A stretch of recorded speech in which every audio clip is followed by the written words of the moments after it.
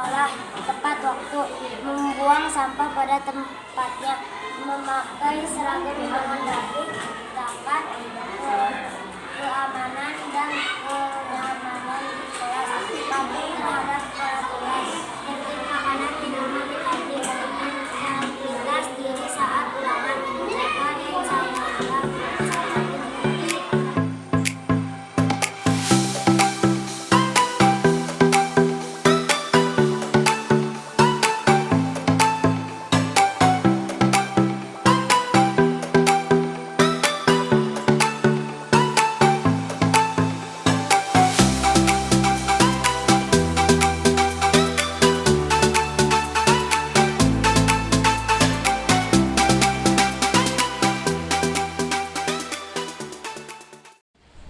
mendak artos di alat paut, meuli kayu di karang pawitan, kumargi peserta tos karumpul acara hayu urang kawitan. Origami bersusun 6 dalam media berbentuk dunia. Kami dari CGP Angkatan 6, salam dan bahagia untuk kita semua. Brahma Kumbara dalam kisah Saur Sepuh. Saya ucapkan Assalamualaikum warahmatullahi wabarakatuh. Waalaikumsalam warahmatullahi wabarakatuh. Yang saya hormati Kepala SDN Cipta Sari 2, juga yang saya hormati Bapak Kepala SDN Taman Sari 1. Tak lupa kepada seluruh praktisi pendidikan, terutama Dewan Guru di kedua sekolah. Puji syukur kehadirat Allah Subhanahu wa Ta'ala karena hari ini kita dapat berkumpul dalam keadaan sehat walafiat. Tak lupa salawat dan salam kita curah limpahkan kepada junjungan kita Nabi besar Muhammad sallallahu alaihi wasallam, kepada keluarga, sahabat, tabi'in dan pengikutnya hingga akhir zaman. Pada kesempatan kali ini saya pertama kali haturkan terima kasih atas kesediaan Bapak dan Ibu meluangkan waktunya dalam rangka mendukung kami para calon guru penggerak Angkatan 6 yang berasal dari Kabupaten Karawang. Dari Kabupaten Karawang sendiri kami angkatan yang kedua, sebab angkatan yang pertama itu angkatan 3. Mereka angkatan pertama dari Kabupaten Karawang, kami angkatan kedua dari Kabupaten Karawang, masuknya ke angkatan 6. Dalam hal ini kami mengembangkan kegiatan aksi nyata untuk modul 1.4 dalam pendidikan kami, kurang lebih yang sudah berjalan selama 2 bulan. Saat ini kami sudah melaksanakan pendidikan, masih sisa kurang lebih 4 bulan lagi. Doakan kami, mudah-mudahan kami sehat dan dapat menuntaskan kegiatan pembelajaran di modul-modul guru penggerak ini. Bapak dan Ibu, apa yang akan kami sampaikan pada kesempatan kali ini adalah di modul 1.4 mengenai budaya positif. Ya, di sana ada 6 kegiatan atau 6 sub modul lagi yang akan kami sampaikan sebagai bentuk pengimbasan apa yang telah kami pelajari. Jadi kami di sini berbagi praktik baik kepada Ibu dan Bapak sekalian. Ada 6 kegiatan. Yang pertama mengenai disiplin positif dan nilai-nilai kebajikan universal. Kemudian yang kedua ada tentang teori motivasi, hukuman, dan penghargaan serta restitusi. Kemudian ketiga mengenai keyakinan kelas.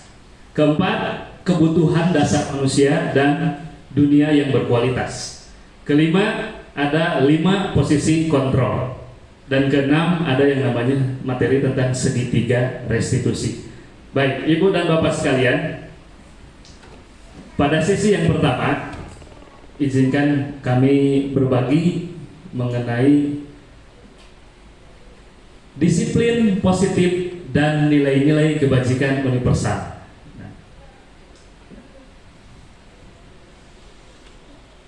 Nah, di sini Ibu dan Bapak sekalian, kami mempelajari bagaimana seseorang di dalam dirinya sendiri, tentang bagaimana mengontrol diri, bagaimana mengendalikan orang lain. Di sini ada contoh ya. Bagaimana cara kita simulasinya, ilustrasinya, mengepalkan tangan dan membujuk orang bagaimana supaya membuka. Jadi di dalam telapak tangan disimpan misalkan satu jenis barang berharga lah, contoh misalkan penghapus atau uang koin ya. Kita sama-sama berdua, dua orang ya.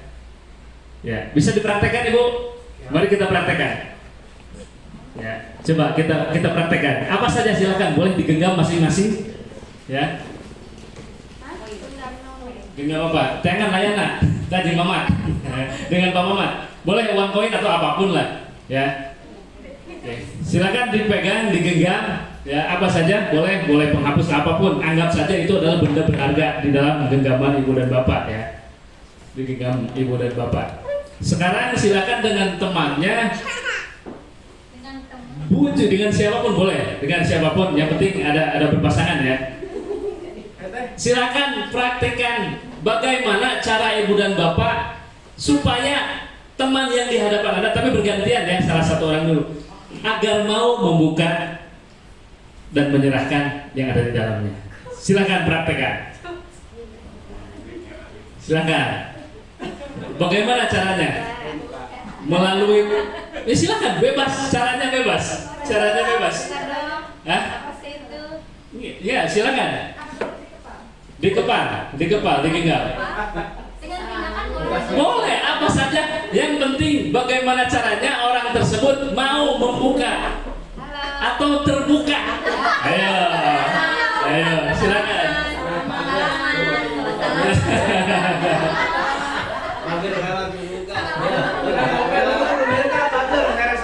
Enggak, kita berpikirnya ini adalah benda yang paling berharga yang ada di diri kita, benda yang kita miliki.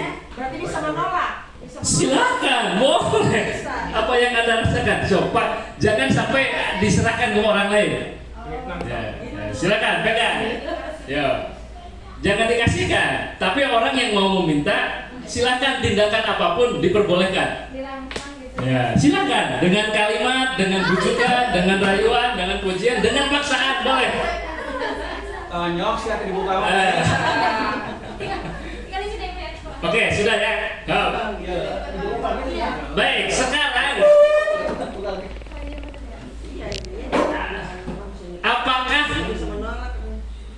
ibu dan bapak merasakan bagaimana tindakan kita terhadap orang lain tadi, memaksakan, merayu, membujuk dilakukan? Ya. Nah, ini semuanya berkenaan dengan yang namanya teori kontrol. Ya. Ya, ini kita bisa panjang. Nah, di sini nanti, jadi ini ada yang namanya teori pilihan atau ke dalam dari teori kontrol kemudian ke dalam teori pilihan. Ya, menurut Dr. William Glasser,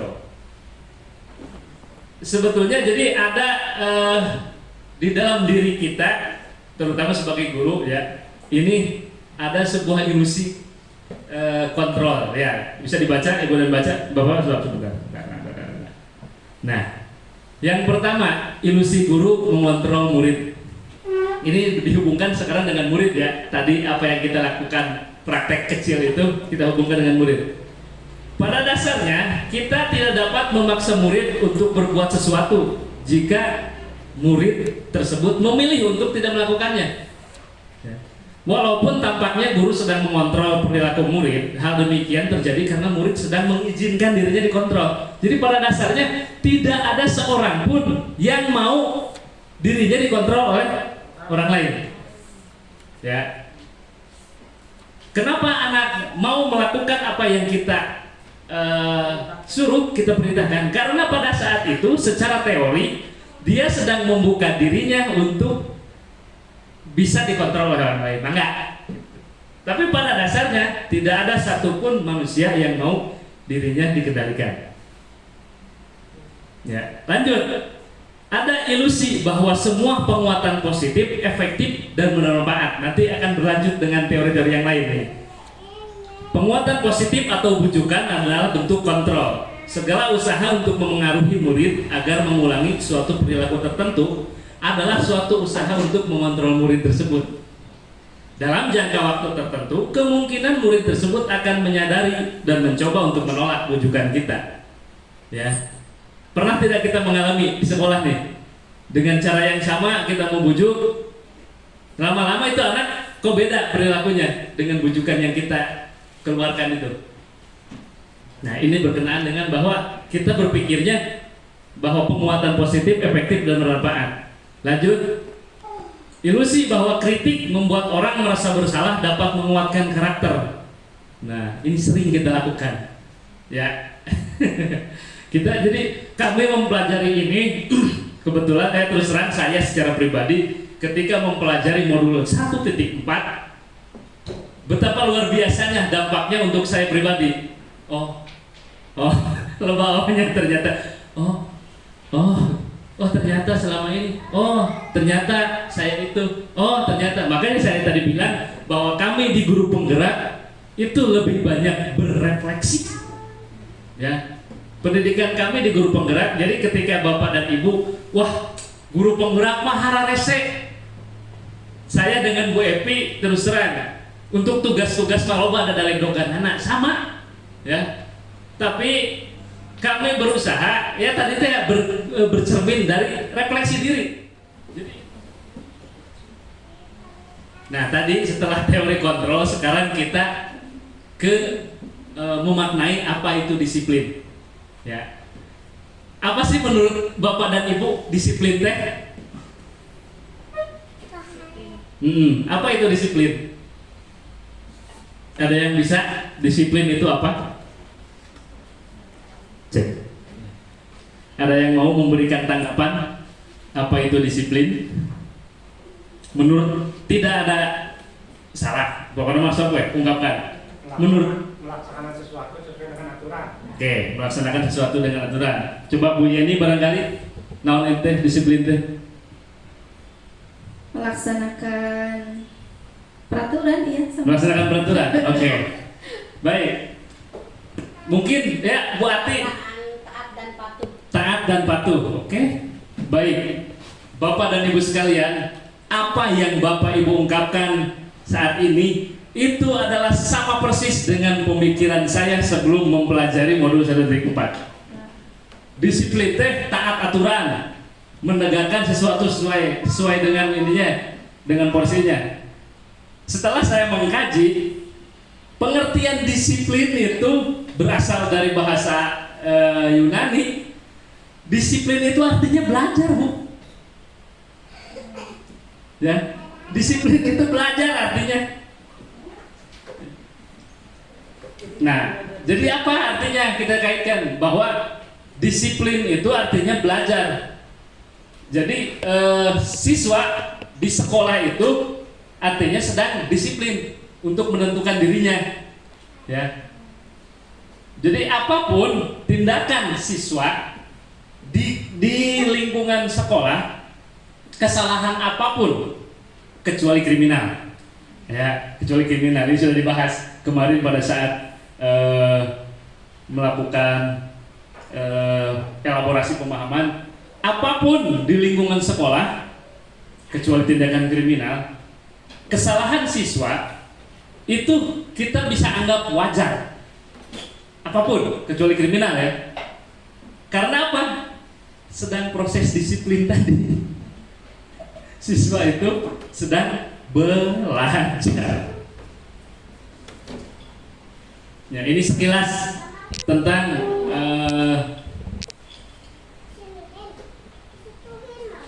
ini ada kata-kata dari Ki Hajar Dewantara yang luar biasa. Di mana ada kemerdekaan, disitulah harus ada disiplin yang kuat. Sungguh pun disiplin itu bersifat self-disiplin atau kita sendiri yang mewajibkan kita sekeras-kerasnya. Tetapi itu sama saja. Sebab jikalau kita tidak cakap melakukan self-disiplin, wajiblah penguasa lain mendisiplinkan diri kita. Dan peraturan demikian itulah harus ada di dalam suasana yang merdeka.